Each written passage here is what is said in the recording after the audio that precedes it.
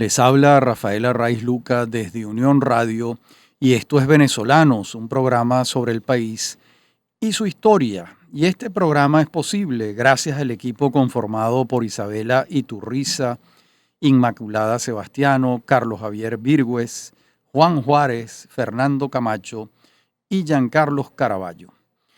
También puedes seguir la transmisión en vivo en www.mundour.com. Debes buscar la pestaña de Radio en Vivo, bajar y darle clic en Unión Radio 90.3.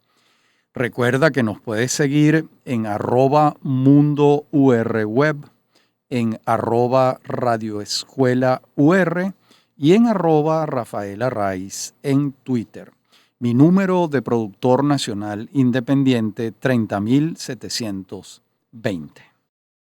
Bien, y en los del podio hoy tenemos a un personaje excepcional. Me atrevo a decir que es una de las mujeres más importantes de Venezuela. ¿Por qué? Estamos hablando de la primera mujer que se incorporó como individuo de número a la Academia de Ciencias Físicas, Matemáticas y Naturales en el año 2007. Y a su vez fue la primera mujer presidenta de esta academia entre el año 2015 y 2019. Me refiero a la doctora Yoconda Cunto de San Blas. Bienvenida, doctora Cunto de San Blas. Un gusto saludarla. Gracias, igualmente. Un placer. Gracias. Bien, la doctora Cunto de San Blas es hija de Biagio Cunto Marsiglia y Luisa Domínguez de Cunto y nace en Caracas. Comencemos por allí. Su padre, ¿él es inmigrante o es nieto o es hijo de inmigrantes? ¿Y de qué región de Italia venía? Sí, no, mi papá llegó a Venezuela en el año 1926 con 14 años de edad. Ya. Y aquí sí, ya tenía un tío aquí, que era, se llamaba Giovanni Marsiglia, Ok.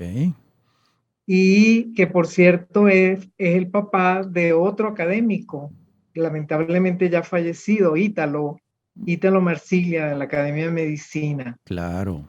Era primo hermano de mi papá. Lo recuerdo. Sí.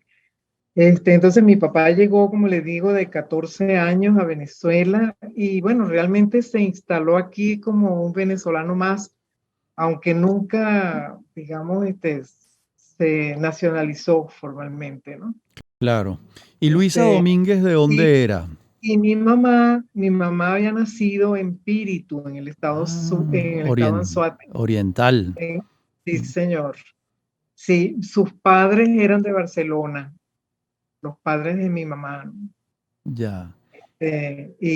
Pero mi abuelo era, ¿cómo es que llaman eso? Visitador médico. Y Sí. entonces él andaba girando por el oriente, de manera de que así fue como nació mi mamá en Píritu, aunque esa no era, digamos, la ciudad fija de permanencia de ellos, ¿no? Y usted y la familia se instala en Caracas porque usted nace aquí Sí, y los exacto. estudios primarios los hace en el Colegio San José de Tarbes, De Tarbes, el el del de Yacuno, el que de ya está Yaguno, desaparecido.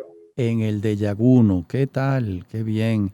Y Sí, sí, después la familia se va a Uruguay, a Montevideo, y sí, allá señor. hace usted la secundaria en el Liceo Santo Domingo. ¿Por qué se Sí, fueron las por qué? hermanas dominicas que equivalen aquí al Santa Rosa de Lima, ¿no? Ah, ya. ¿Por qué se fueron a Uruguay? Bueno, hubo razones de tipo personal, familiar, ¿no? Muy bien. Para trasladarnos para allá. Y bueno, mis padres tomaron esa decisión, pues por varios años estuvimos allá. Y en realidad, bueno, fueron años muy fructíferos y muy, muy queridos, sobre todo porque es la época de la adolescencia. Claro. Y bueno, de hecho, a pesar de los años ya transcurridos, yo sigo teniendo relación con mis amigas de esa época. Claro, me lo imagino. Y además la Eh, educación en Uruguay en ese entonces y ahora es una educación muy oh, buena, ¿no? Sí, cómo no, mucho. Ujú. De modo que Uruguay en alguna medida marcó parte de su personalidad y de sus estudios, Seguro, su sí, vocación sí, sin científica duda. también. Bueno, ahí hay una anécdota interesante. Mi tío abuelo era a la vez mi padrino. Ujú.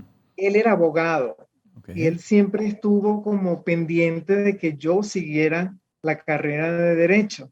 ok. Y bueno, a mí como también me gustaba, yo pensaba eso, pero cuando justamente en bachillerato en Uruguay, un día la profesora de química nos puso a cada una de las niñas a decir qué era lo que queríamos para seguir estudiando. Y cuando yo dije derecho, la profesora, bueno, casi que montó en ira porque decía que cómo era posible que yo tenía mucha facilidad para las carreras científicas, que cómo iba a cometer eso de estudiar derecho. Bueno, total es que a partir de allí yo empecé a considerar esa posibilidad. De Y estudiar así fue química. como ya graduada de bachiller allá, nos regresamos a Venezuela y entonces entré en la Universidad Central en, en la carrera de química. Y allí se La Facultad gradúa de Ciencias, en el año 1967 en 67, sí, licenciada en química licenciada en química, y sí, ya había entrado como estudiante pasante en el Instituto Venezolano de Investigaciones Científicas, el célebre IBIC. No, yo entré allí justamente cuando me gradué, Ya. Ujú. en el mismo año 67. Al graduarse, entró Sí, allí. entonces, claro, en aquella época Venezuela no tenía ningún curso de posgrado en ciencias. Eso todavía no existía. Y lo que hacía el IBIC era que, bueno, aceptaba estudiantes graduados para, bueno, hacer pasantías que por lo general eran máximo 2 años. Y si la persona, pues, este, había sido tomada en cuenta bien por el supervisor, porque uno siempre estaba asociado a un investigador supervisor, ¿no? Si ese supervisor daba una buena evaluación, entonces uno era candidato para ir al exterior por cuenta del IBIC a hacer doctorado. Y ese fue el caso suyo y de su Ese fue el esposo, caso exacto, porque claro, cuando yo entré en el IBIC, ahí también conocí a quien después fue mi esposo. Felipe San Y él, Blas Felipe Guerra. San Blas Guerra, Sí, de origen canario muy bien. Licenciado en biología de la Universidad Central de Venezuela. también. Y ambos se Es verdad. van juntos a Edimburgo Sí, señor, hacer el doctorado allá. a hacer el Él lo doctorado. hizo, sí, él lo hizo en genética bacteriana, yo lo hice en bioquímica, ¿Qué tal? En la Universidad Heriot Watt de Edimburgo, Edimburgo, sí, usted se doctoró en bioquímica en el año 1972. 72. Y cuando Así usted es. regresa a trabajar en el IBIC, probablemente había, ¿cuántos doctores en bioquímica habían en Venezuela en ese momento? Bueno, habían varios, porque ya estaba en lo que llamaban entonces el departamento Ujú. de bioquímica y biofísica. Ok. Hoy en día es centro de biofísica y bioquímica, ¿no? Entonces habían varios y bueno, había las oportunidades pues de intercambiar también con ellos, ¿no? Eh, Asuntos de laboratorio, de Sí. enfoques experimentales, Todos concentrados en el IBIC. todos en el IBIX. ¿Y Sí, cómo fue surgiendo su pasión por la micología y cómo fue surgiendo eso? Y explíquele a la audiencia qué es la micología. bueno, la micología es la ciencia que estudia los hongos, ¿no? Muy bien. Ahora, en realidad, lo del interés por la micología realmente fue una cuestión al azar. ¿Así? Es decir, cuando mi esposo y yo regresamos del doctorado en Edimburgo, que como bien dijo, fue en 1972, Ujú. el doctor Luis Manuel Carbonell, que entonces en ese momento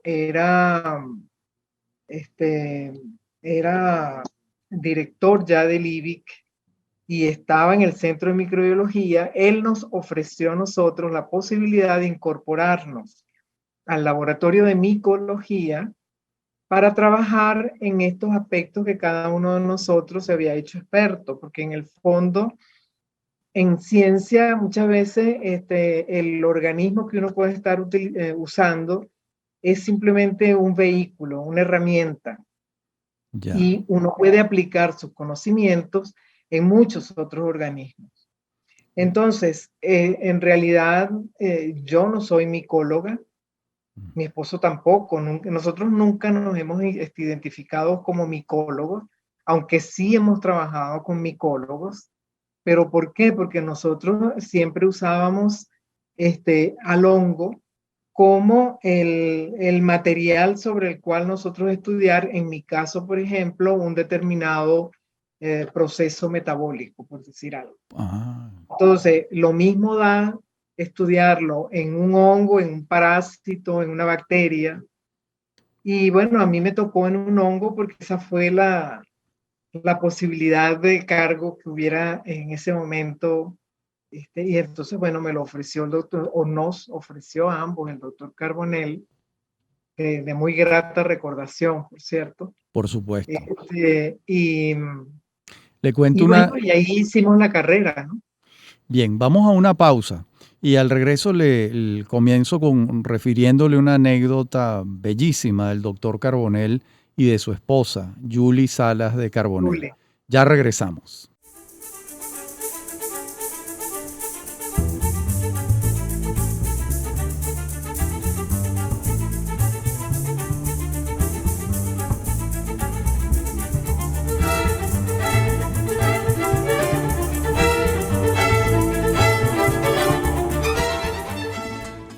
Estamos de vuelta con la doctora Yoconda Cunto de San Blas. Le decía, doctora, que una anécdota muy hermosa del doctor Carbonell y de Julie Salas de Carbonell, y es que por vueltas de la vida fueron mis alumnos en la Universidad Metropolitana. El doctor Carbonell estaba probablemente cerca de los 80 años y Julie tendría 70 y algo, y decidieron volver a estudiar e hicieron un diplomado en estudios de la venezolanidad. Por supuesto, fueron los mejores alumnos. Y para mí era un honor y un placer grandísimo dar clases de historia de Venezuela con ellos dos presentes, porque eran como unos testigos también de la historia venezolana en el área científica, en el área política, ¿no? Unas Sí. bellísimas personas ambos, ¿no? No, Sí. sin Bien, duda. y a todas estas, usted y Felipe y el doctor San Blas tuvieron a Agustín en el año 73, a Ernesto en el año 74 y a Felipe en el año 76. Así es. ¿Alguno de ellos ha seguido la vocación científica? ¿Cómo no? Ernesto, el segundo. ¿A qué se El, dedica? el segundo, primero se graduó de ingeniero agrónomo en la Universidad Central, allá en Maracay, Sí. y luego hizo el magíster en ecología en el IBIC. Posteriormente se fue a la Universidad de Reading en Inglaterra a hacer el doctorado. Entonces, él ahora es experto en nemátodos entomopatógenos. O sea, son unos, poniéndolo de manera sencilla, unos bichitos que atacan a los insectos y que entonces pueden servir como controladores de plaga. A eso Ya, se dedica él, ¿no? caramba. Él desde hace ya 3 años está en Chile con la familia, Sí.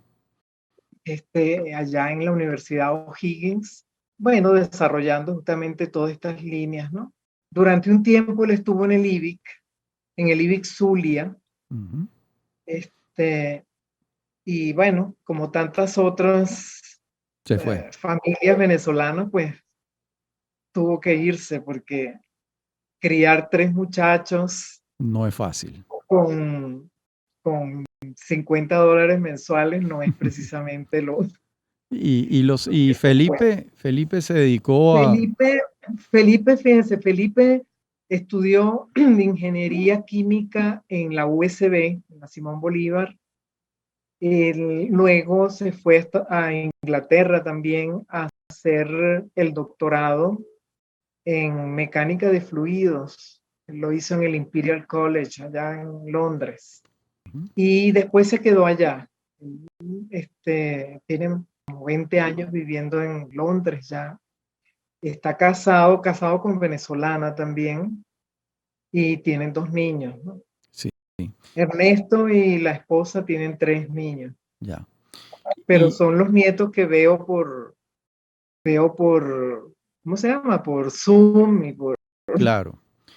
Y Agustín, yo recuerdo cuando yo estaba en la dirección de Monteávil Editores que publicamos este Ah, libro, Agustín, un niño especial, libro sí, que tuvo un gran éxito, 4 sí, ediciones sí. sobre la experiencia suya de haber tenido un niño especial. ¿Cómo ha sido la vida de Agustín? No, Agustín está muy bien. Él está aquí conmigo, ¿no? Sí, Él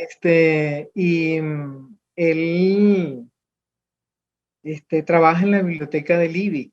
qué bien. Qué bien. Sí, él maneja la computadora, él sabe leer y escribir. Y además es un muchacho muy sociable, entonces a él le gusta mucho, ¿no? Estar con sus amigos de la biblioteca. Y eso, por cierto, lo hizo sufrir, como que sufrir mucho en este tiempo de pandemia, ¿no? Cuando Claro, pues porque había que mantenerse retirado, ¿no? Del aspecto social. así es. Pero no, él está muy bien. Qué bueno, qué bueno. Bien, y estamos hablando de una doctora que ha publicado alrededor de 90 trabajos de investigación en revistas especializadas internacionales, capítulos en libros, cerca de 180 comunicaciones en congresos, más de 60 conferencias, más de 20 artículos de divulgación en periódicos y revistas. Y a su vez ha desarrollado una carrera en el IBIC. Fue jefa del Centro de Microbiología y Biología Celular. Desde 1997, además, coordina la comisión asesora de la Biblioteca Marcel Roche del IBIC. Una tarea, bueno, gratísima y además de enorme importancia, porque coordinar la comisión asesora de un instituto como ese, donde la biblioteca forma parte de los instrumentos esenciales, ha debido hacer una tarea gratificante y muy exigente también, doctora San Blas. Bueno, primero que nada, el currículum que acaba de leer es un poquito anticuado, Ya. porque Bueno, la publicación, pero eso pero pasó, no ¿no? importa, las publicaciones son un poco más de 140, Claro, claro. las comunicaciones en congresos, muchas más, bueno, pero eso no importa, ¿no? Es decir, Sí, lo, lo que, el hecho también en relación con la biblioteca es que es verdad, yo estuve muchos años como coordinadora de la comisión de biblioteca, de la biblioteca Marcel Roche sí, en el IBIC. Bueno, durante esos años había dinero para claro. la biblioteca. Entonces uno podía, dentro de una comisión, año a año ir planificando cuáles revistas iban a incorporarse a la colección, Ujú. cuáles otras merecían una revisión, etcétera, etcétera. Hoy en día eso no existe. Lamentablemente, la biblioteca tiene por lo menos 5 o 6 años, cuidado si más, que no recibe el, los fondos para actualizar su biblioteca. Ya. De manera de que los investigadores venezolanos, porque no son solamente los del IBIC, los investigadores venezolanos Ujú. cuentan con una biblioteca que les puede prestar servicios actualizados, pero hasta hace 10 años. Pero de allá para acá no hay nada. Ya. Bien, pero bueno, durante años allí estuvo usted en esa comisión asesora y Sí, coordinándola, ¿no? y sí, la biblioteca lleva el nombre de Marcel Roche, un Marcel gran Roche, investigador y creo que el primer fundador, director del IBI. el primer director del IBIC. Además, hijo de otro gran venezolano que fue Luis Roche, Luis Roche, el urbanizador de San Agustín del Norte, San Agustín del Sur, el Conde y la urbanización Altamira, que es la que sí, lo simboliza mejor. sí, De modo que son muchos años en el IBIC, investigando, produciendo avances científicos.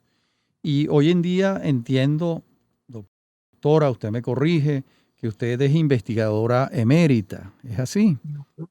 sí. Eso quiere decir que no ha perdido su vinculación con el IBIC, pero digamos que sus investigaciones las hace desde su casa o asiste al centro de investigaciones también. Sí, bueno, fíjese, cuando yo, eh, digamos, fui nombrada investigadora emérita, yo seguí yendo al IBIC en un programa que en aquella época, estoy hablando de los años finales de los años 90, el IBIC tenía un programa de reincorporación de los investigadores jubilados que quisieran continuar en labores de investigación sin que nosotros recibiéramos ningún sueldo adicional. Es decir, eso lo hacíamos por puro amor al arte. Ya, Es decir, lo mismo cobraba yo quedándome en mi casa que estando en el IBIC trabajando. sí. Entonces, había un grupo éramos como unos 30 investigadores que estábamos en esa capacidad, ¿no? De estar jubilados, pero aún así reincorporados. Hasta que vino uno de estos directores últimos del IBIC y cerró el programa. Ya, ya. Entonces, bueno, nos tuvimos que ir para nuestras casas. Este, Yo, por supuesto, no me quedé quieta porque, bueno, yo tenía cosas que hacer en la academia, yo tenía otros planes y además, como yo tenía un cierto interés en asuntos políticos de la ciencia, Ujú. entonces, bueno, estuve ocupada por varios años en ese tipo de actividades, ¿no? Claro. Yo estuve por más o menos 7 años como directora de Ciencia y Tecnología del gobierno del estado Miranda, Ujú. entonces gobernado por Enrique Capriles Radonsky. Muy bien, muy bien. Y allí, bueno, hicimos, bueno, una labor, sobre todo con los muchachos liceístas, ¿no? Para llevarles la ciencia y que aprendieran, pues, un mínimo, ¿no? Por lo menos de lo que significa la ciencia en el mundo moderno, ¿verdad? Claro. En la próxima parte del programa veremos además eh, las comisiones internacionales y los organismos internacionales que usted ha presidido o de los que ha formado parte. En un minuto regresamos.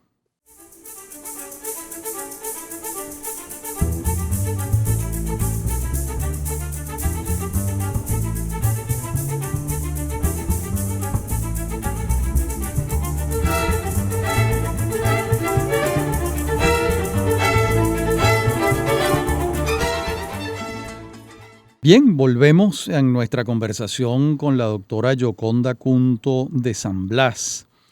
La doctora San Blas ha sido miembro del Consejo Internacional de la Sociedad de Microbiología. Ha sido presidenta de la Asociación Latinoamericana de Micología. Ha sido vicepresidenta de la Sociedad Internacional de Micología Humana y Animal. Ha sido miembro del Comité Ejecutivo de la International Mycological Association y también ha sido presidenta de la Asociación Venezolana de Micología. Bien, pero realmente, doctora, para la micología haber sido casi un accidente en su vida, pues le ha dedicado muchos años al tema, ¿no? Esos Sí, accidentes ocupan las vidas enteras de algunas personas. sí, eso es lo que los ingleses llaman serendipity, Exacto, sí. esa cuestión que surge al azar no porque uno lo haya planificado así, ¿no? Es verdad. Este, sí, pero sí, es así, la carrera fue hecha toda alrededor, pues, de los hongos y en mi caso los mecanismos de virulencia, es decir, por qué un hongo es patógeno y otro no lo es, ¿no? Y Sí, eso era pura bioquímica, ¿no? claro, O por ejemplo, la búsqueda de antibióticos específicos, eso también, eso tiene mucho de bioquímica. claro, Entonces, claro, el, el, el tema es ese, ¿no? Que uno usa entonces el hongo como una herramienta para aplicar las técnicas que que uno conoce, ¿no? Aprendido. claro. Ahora, la ciencia, desde luego que es una actividad apasionante y Sin, más en este siglo ha sido denominado por la UNESCO el siglo del conocimiento, ¿no? Porque el desarrollo de la ciencia, bueno, es y seguirá siendo espectacular. claro que sí. Este, Entremos sí. en un capítulo muy importante de su vida y es cuando es electa en el año 2007 como individuo de número en la Academia de Ciencias Físicas, Matemáticas y Naturales. ¿Cómo ha sido la experiencia en la academia que además usted ha presidido? Sí, no, eso fue una emoción muy grande, ¿no? Yo recuerdo todavía el día oficial de la incorporación, el acto solemne, ¿no? De juramentación, de verdad que fue muy emocionante. Por cierto, no es por jactarme, pero el Paraninfo estaba a rebosar, quizás por lo mismo que era la primera mujer, no sé. Yo nunca he visto después de ningún otro acto de juramentación, Tanta ni de gente. nuestra academia ni de otra, tanta gente, ¿no? Claro, pero Este, también era el IBIC el que estaba entrando a la academia, ¿no? Era el IBIC femenino, digamos. no, porque el IBIC Claro, estaba con Carbonell y con Romer Nava y no, quién más había me refiero entrado. al IBIC femenino. Ese IBIC, Ah, sí, ese IBIC estaba entrando allí, ¿no? Y la tradición de sí, ese instituto era extraordinaria, ¿no? sí, sí. Bueno, ahora está tratando de renacer. Así es, así es. Debo reconocerlo, que el nuevo director y su junta directiva y el subdirector están tratando en lo posible de sacar al IBIC del marasmo en que estaba, ¿no? Con el anterior director. Ojalá sea así. Y Ojalá. en relación con la academia, después de usted se han sumado otras mujeres a la Sí, academia. Incluso yo creo que hay varias hoy en día, ¿no? somos 6, si mal no recuerdo, y hoy precisamente, hoy que es un Día de los Muertos, por cierto, 2 de Sí, noviembre de 2022, sí. en la sesión de hoy nombramos a otra mujer que es Alicia Ponte Sucre, Qué bien, qué bien. como individuo de número, de manera que debemos ser como 7 u 8, ahorita no recuerdo bien, pero Y esos primeros años en que usted estaba sola allí batallando con los señores, ¿cómo fueron? no, fueron muy interesantes, ¿no?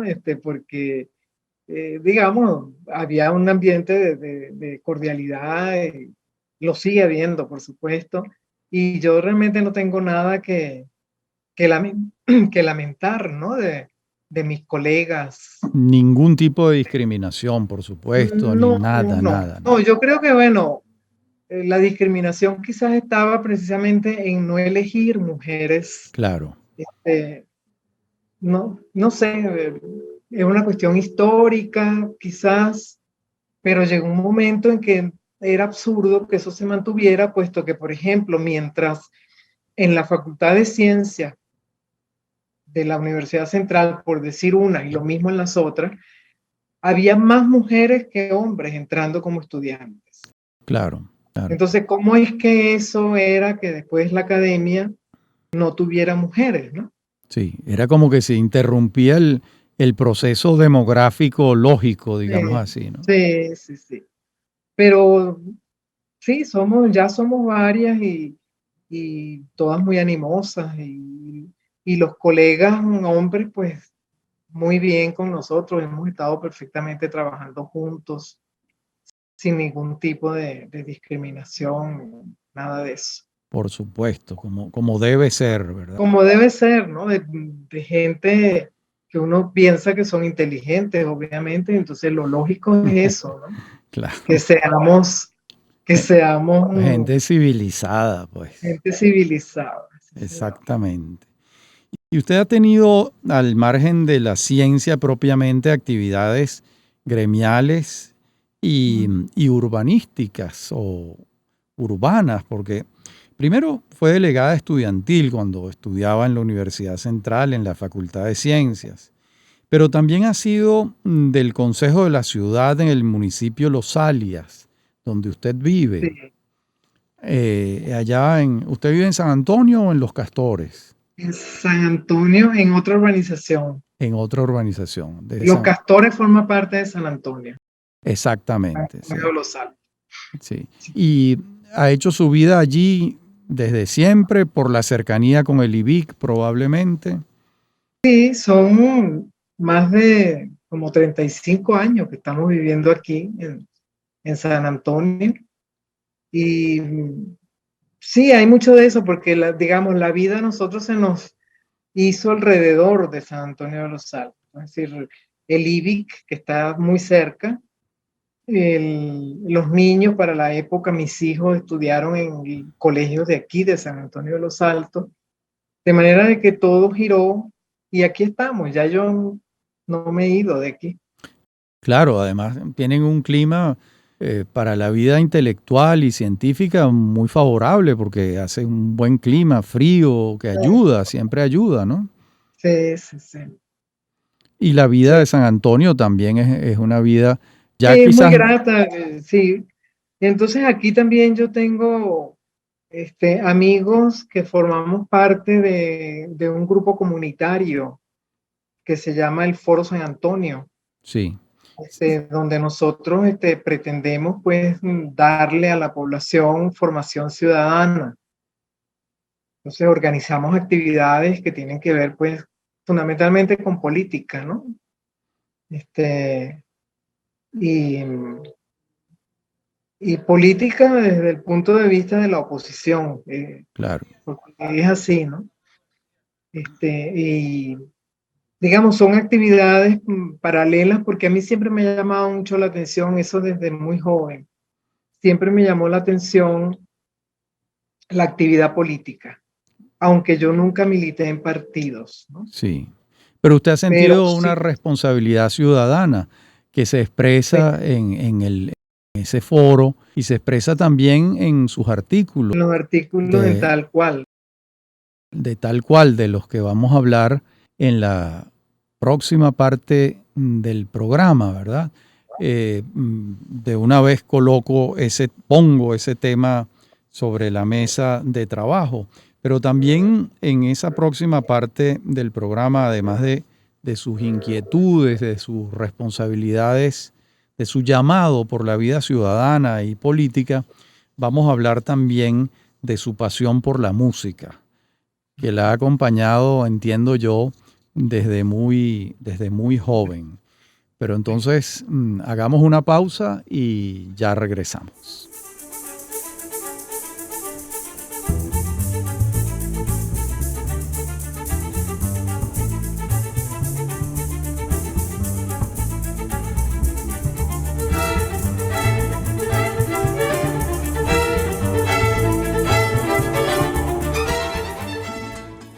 Bueno, en esta última parte del programa, en esta conversación que sostenemos con la doctora Yoconda Cunto de San Blas, una científica venezolana de primer orden, la primera mujer que se incorporó como individuo de número a la Academia de Ciencias Físicas, Matemáticas y Naturales, estamos viendo también sus facetas no científicas, sus facetas Ya hemos visto la faceta familiar, hemos tocado la puerta de la faceta de de su llamado ciudadano político que se expresa en su columna del periódico Tal Cual. Y ahora vamos a tocar el de sus estudios musicales. La doctora ha estudiado acordeón, piano, guitarra, pero entiendo que de los instrumentos que se enamoró fue del cuatro. Es así, ¿no? Bueno, sí, es decir, yo de muy niña empecé con el acordeón, Sí, pero eso porque por la tradición de mi papá, ¿no? Él fue el que claro, trajo de Italia el tradición acordeón. El acordeón, italiana. yo me acuerdo, era casi más grande que yo, ¿no?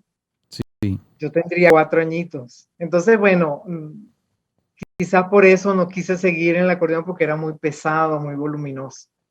Después, después estudié piano sí estudié varios años, y también lo dejé cuando me entré en bachillerato. Digamos, no es que he hecho una profesión musical, sino que he ido así un poco una al salto. afición, sí, una Sí, afición. en una época también aprendí bastante de guitarra, pero eso lo dejé cuando llegaron los niños, entonces ya no había tiempo para practicar diariamente la guitarra. Y sí, el cuatro sí, porque a mí me gustó siempre cantar. Sí. Yo inclusive formé parte de la coral del IBIC Mm, en el registro de contralto. ya, Sí, y entonces a mí siempre me ha gustado cantar. Y entonces, claro, el cuatro me sirve para acompañarme, ¿no? Claro, ahora lo hago cada vez menos, ¿no? Pero, pero sí, me ha gustado eso. Y después, bueno, a mí me gusta mucho la música antigua. Entonces yo escucho mucha música antigua, ¿no? Sobre todo, pero me gusta mucho, yo soy muy versátil, ¿no? Hay muchos claro. tipos de música, pero en particular la música antigua me da una emoción muy particular, ¿no? Bueno, y en estos minutos que nos quedan, doctora, ¿cómo ha sido la consagración profesional a la vida científica? Em, Estoy pensando en una audiencia juvenil que pueda estar escuchándola. La ciencia es una pasión también. ¿Cómo ha sido? ¿Cómo es el balance de su vida dedicada a la ciencia y con tantos aportes, tantos logros? Bueno, yo creo que como creo que se lo dije hace unos minutos, este, digamos, este es el mundo de la ciencia es ahorita. Es decir, los jóvenes tienen, bueno, el mundo abierto para ellos. Si van por el camino de la ciencia, porque de verdad es un reto permanente, y es muy grato cuando uno encuentra resultados donde tenía tantos desafíos, ¿no? Por delante para llevar adelante una investigación. ¿Nos puede dar un Este, ejemplo de eso? Un ejemplo en su vida que alcanzó un resultado después de muchos intentos. sí, bueno, por ejemplo, Este, el hongo que yo usé un hongo en particular, que es un patógeno para Ujú, humanos, que tiene dos formas, ¿no? Hay una forma que es redondita, como una pelotica, ujú. que es la forma patógena. Y en cambio, y eso se cultiva a los 37 grados, que es la temperatura corporal que nosotros tenemos, ¿verdad?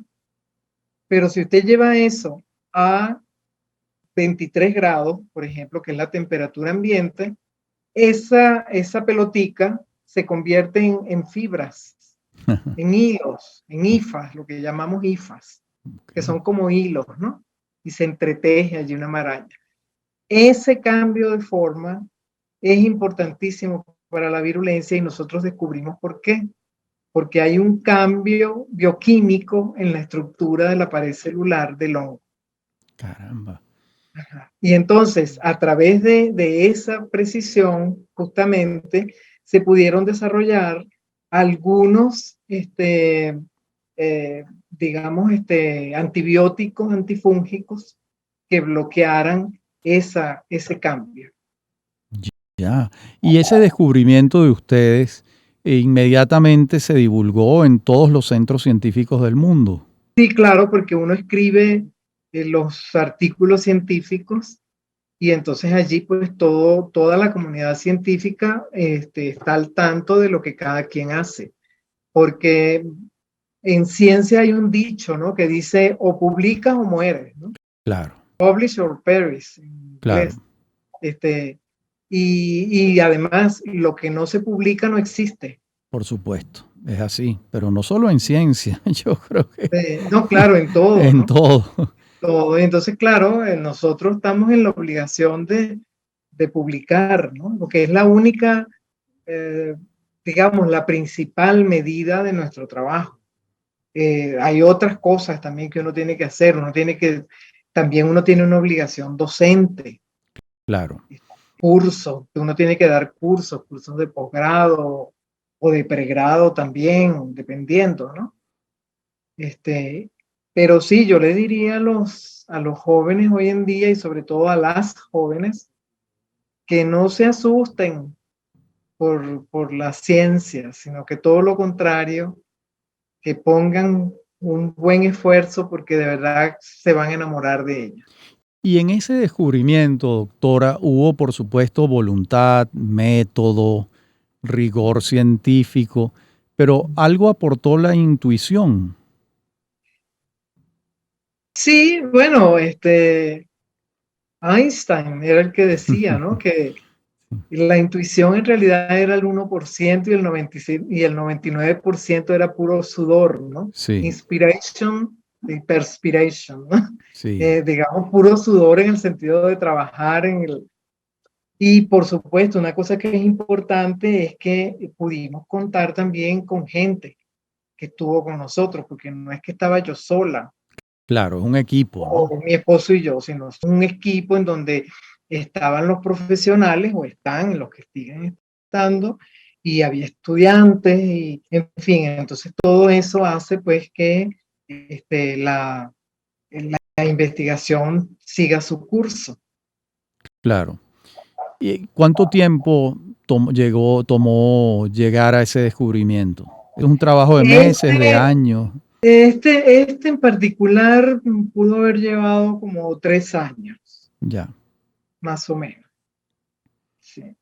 Y hay otro que Pero hay otros que, eh, por ejemplo, hay veces en que uno se monta en un proyecto y después resulta que, bueno, por los resultados que va obteniendo, la cosa es diferente a lo que uno primero pensaba. O ah, sea, la hipótesis inicial no era, ¿no? Entonces uno tiene que desviarse para buscar otras rutas, ¿no? Dentro de lo que plantear está en. otras hipótesis, ¿no? Ujú. Plantear otras hipótesis porque la Sí, inicial no hubo manera de comprobarla. exacto, sí, exacto. Ok, muy bien, muy bien. Bien, bueno, doctora Yoconda Cunto de San Blas, pues ha sido muy interesante esta conversación donde hemos recorrido su vida. Yo creo que para la audiencia va a ser muy interesante ver, escuchar y ver también cómo se ha podido desarrollar en Venezuela la investigación científica a partir de la creación del IBIC y el caso suyo y de su esposo, que en tiempos en que no había estudios doctorales en Venezuela en esta materia, estudiaron en Edimburgo y vinieron a trabajar al país. Y usted nos relató un hallazgo, pero seguramente ha habido otros en la carrera de ustedes, de su esposo y suya, y en los equipos que integraron en esta área de la micología, que entiendo yo desde mi escasos conocimientos científicos, que a partir de los hongos lograron aportes en otras áreas de la medicina, ¿no? Y de la Eh, salud, quiero decir, ¿no? sí, bueno, es decir, no necesariamente nosotros, sino otros grupos micológicos en Venezuela y en el exterior, Ujú. están continuamente aportando, ¿no? Nuevos conocimientos, sobre todo para el tratamiento, ¿no? De enfermedades que tienen que ver con hongos, ¿no? Las Claro, micosis, las micosis, son unas enfermedades por lo general muy difíciles de tratar, ya. este, y no siempre están consideradas dentro de las enfermedades de obligatoria denuncia, ¿no? Para seguir planes de salud pública. Y hay regiones del planeta más propensas a la micosis que otras. ¿El clima influye en esto de alguna manera? Seguramente sí, porque, por ejemplo, climas húmedos, Como, climas tropicales, ¿no? Son propensos a estas cosas, ¿no? A estas enfermedades, ¿no? Pero realmente ellas están universales, realmente, en lo todas son, partes. claro. Sí, Bueno, sí. doctora, no sé si Pero quiere, también sí, un solo puntico, también los hongos son los champiñones, de manera que también, y producto de los hongos son el vino, el pan, la cerveza y esos quesos como el gruyère, de, todos son producto de los hongos, o de sea que modo que, no todos los hongos son malos. no, pues veo que le debemos unas cuantas alegrías, ¿no? Sí, señor. Bueno, doctora, unas últimas palabras. Imagínese que la están escuchando unas niñas en bachillerato, unos muchachos en bachillerato que dudan si dedicarse a la ciencia o no. ¿Qué tendría usted que decirles? Que se animen, como ha insistido a lo largo de todo el programa, ¿no? Que se animen, sin duda, porque de verdad que las carreras científicas son carreras muy hermosas. Este, y eso pues hace que uno vea el mundo desde otra perspectiva, ¿no? Es decir, cuando uno empieza a descubrir, a descubrir el mundo desde ese ángulo de la ciencia, inclusive uno, este, ¿cómo se dice? Uno deja de ver muchos mitos, no porque los mitos no sean importantes, claro que sí lo son para el desarrollo social y todo eso, pero uno entonces los ubica como mitos y como un punto de referencia de la cultura de una sociedad. Bueno, Pero con en el esta, campo de la ciencia, uno empieza a tener evidencias de otro tipo, ¿no? muy bien. Bueno, estas son las palabras de la doctora Yoconda Cunto de San Blas. Muchísimas gracias por esta conversación, doctora. Gracias a usted por escogerme dentro de este grupo de selectos entrevistados. Para Mm, mí ha sido un placer. Igualmente para mí y estoy seguro que para la audiencia. Muchísimas gracias.